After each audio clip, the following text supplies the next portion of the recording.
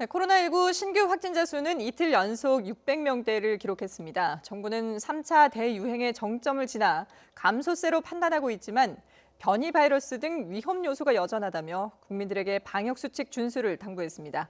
취재 기자 연결돼 있습니다. 신현준 기자. 네, 신현준입니다. 예. 자, 오늘 확진자 모두 몇 명이 나온 거죠? 네, 오늘 0시 기준 신규 확진자는 641명입니다. 전날보다 33명 줄면서 이틀째 600명대고 닷새 연속 1000명 아래 세 자릿수를 유지하고 있습니다. 확진자 수는 지난달 25일 1240명으로 정점을 찍었는데 사회적 거리두기 강화, 5인 이상 모임 금지 등 방역 강화 조치가 효과를 보이며 최근엔 감소 단계로 접어들었다는 게 정부의 판단입니다. 감염 경로를 보면 국내 발생이 596명, 해외 유입이 45명입니다. 이 중 수도권 임시선별검사소에서 80명이 양성 판정을 받았습니다. 사망자는 19명 더 늘어나 누적 사망자는 1,100명입니다. 위중증 환자는 409명으로 5명 늘었습니다.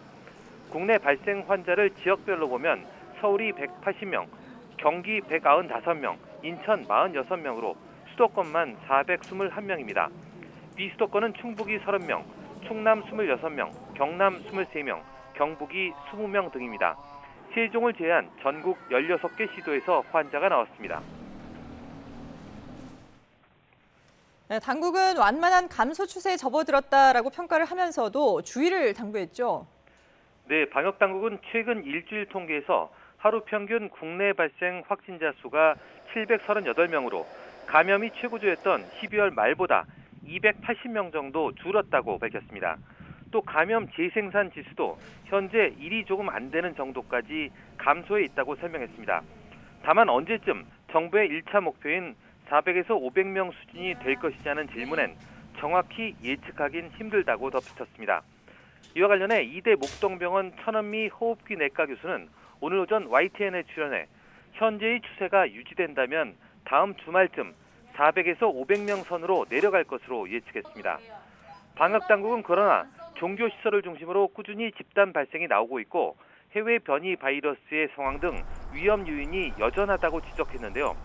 또 지난 1년간 코로나 1차와 2차, 3차 유행을 거치면서 점점 유행의 크기와 유행이 지속하는 기간이 증가하고 있다는 점도 유의해야 한다고 말했습니다. 그러면서 3차 유행의 종결과 2월 말 시작되는 백신 접종을 순조롭게 연결시키기 위해선 환자 발생 수를 떨어뜨려야 하고 이를 위해선 당분간 강력한 거리두기를 이어가야 한다고 강조했습니다. 네, 그리고 정부가 요양병원 등의 선제 검사를 실시했었는데 결과가 나왔죠.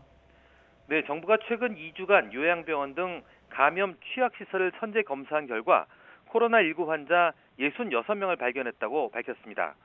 중앙방역대책본부는 지난달 21일부터 지난 1일까지 요양병원과 요양시설, 정신병원 등 만여 곳에서 36만여 명을 검사한 결과 이같이 나타났다고 발표했는데요. 이번 선제 검사에는 전체 대상 기관의 78.9%가 전체 대상 인원의 82.8%가 참여했습니다. 수도권 임시선별검사소도 지난달 14일부터 익명 검사를 통해 선제적 검사를 이어가고 있는데요.